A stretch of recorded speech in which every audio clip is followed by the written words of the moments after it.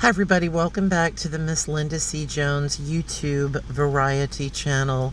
I'm coming to you from my beautiful historic hometown in the greater metropolitan area of New Orleans, Louisiana on this Friday, August the 29th, 2025, the 20-year anniversary of devastation suffered by so many of us during Hurricane Katrina here in the New Orleans area and all along the Mississippi Gulf Coast.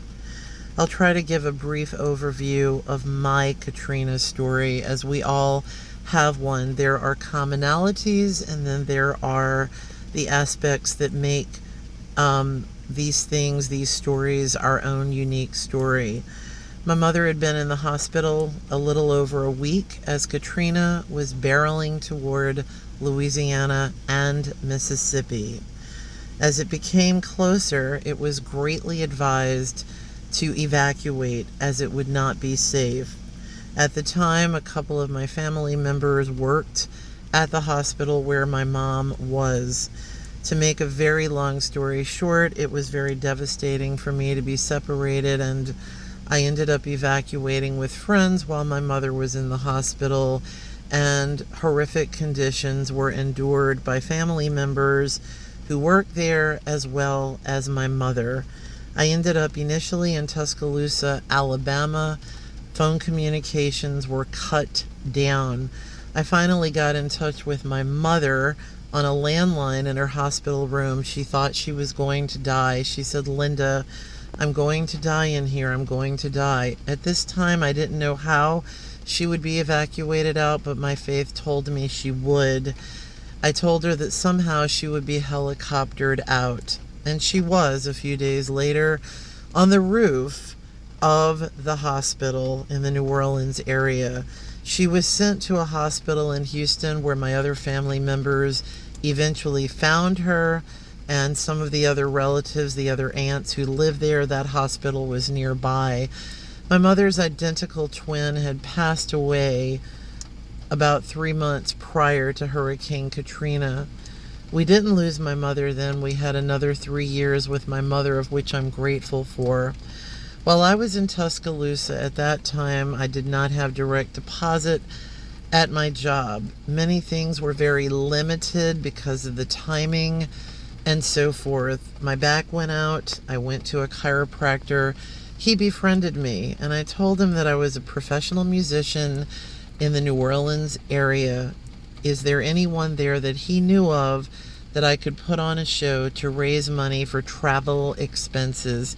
He said yes, that he just happened to be the son-in-law of his wife's father, who was a preacher at another type of Christian church.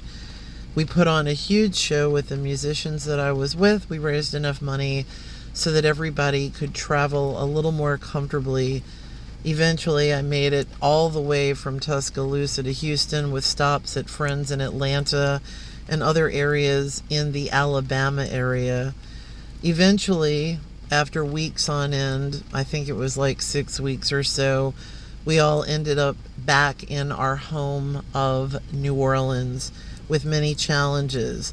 While the damages where I live and where my sister and family live my nephews and so forth, very minimal damage, but my mother lost everything. So in the time of her health condition, she had nothing to go home to, nor a home to go home to. I decided that I wanted to do a concert at home in my home parish, and our wonderful pastor at the time, Father T, thought it was a great idea. I promoted it on the Channel 4 morning show, as well as in the newspaper. Myself and my band went on Channel 4. Sally Ann Roberts gave us a contribution and had a wonderful conversation with me. She said that she thought it was so wonderful that I was bringing joy to our community at a time that it was so needed. She was unable to be at the concert, but wanted to give us a contribution.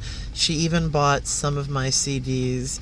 I remember her in the commercials post-Katrina talking about how we are more than bricks and mortar, and she was oh so correct. The concert in my home parish auditorium was packed. It was standing room only, and it felt like that was the best thing that I could do for my community, for my family, for everyone as we prayed together in solidarity.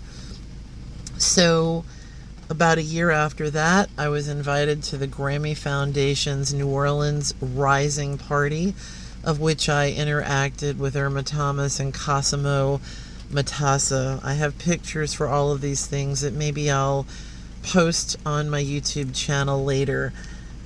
That's the absolute fastest history that I can give you of my Katrina story. Needless to say, there was much, much, much healing to do in the midst of so much going on for me, for my family, for everyone here. Little by little, New Orleans started to come back to life, but sadly, there are still areas in my greater metropolitan area of New Orleans that have not fully come back to life. Some are thriving and some are not. I'm blessed in the area that I live in, but so many are still trying to recover from that time. So let us all pray for one another. Let us all pray for anyone that has PTSD or suffers from people that lost their lives during these horrific times. We are in solidarity with our brothers and sisters on the Mississippi Gulf Coast as they greatly suffered as well for this horrific Hurricane Katrina in 2005. And at this time, let us all continue to rise up like a phoenix from the ashes. I will place a link in the description of this video. It's probably going to be His Eye is on the Sparrow. And if you feel like listening to it, I hope that it provides you some comfort. This may be my last post about Katrina today. As you can see through my car, you can possibly see it's raining on my windowsill. It's been gloomy and doomy today. I really like rain, but it's very interesting. I was discussing with my friend Buddy that there's been a heaviness in the air, a palpable, metaphysical, if you will, feeling of this day, of this 20th anniversary. So again, let us all continue to pray and rise up like a phoenix from the ashes. May the peace of Christ be with you all. Thanks, everybody. God bless.